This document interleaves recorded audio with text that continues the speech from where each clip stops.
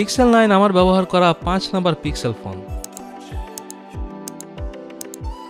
এটাতে গুগল বড়সড় একটা ডিজাইন চেঞ্জ আনছে। এটা আগের মতো কমফোর্টেবল না ফ্ল্যাট ডিজাইনের জন্য, বাট দেখতে আগের চেয়ে প্রিমিয়াম লাগে। গুগল নতুন দুইটা অ্যাপ অ্যাড করছে এই পিক্সেলে।